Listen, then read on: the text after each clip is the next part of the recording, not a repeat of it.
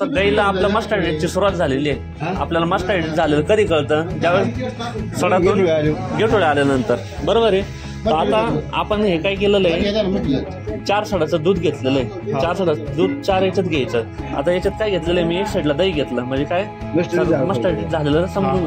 आणि याच्यात काय घेतलंय, दूध घेतलेलं आहे आपण. आता हे जे आपलं सोल्युशन होतं, याच्यामध्ये काय करायचं, याच्यात 2 थेंब टाकायचं दुधामध्ये आणि दह्यामध्ये 2 थेंब टाकलं. आता दुधामध्ये टाकलेलं कलर चेंज होत नाही, आहे तसाच राहतोय. पण दह्यामध्ये टाकलेलाच कलर काय हो राहिला, चेंज होऊ राहिला.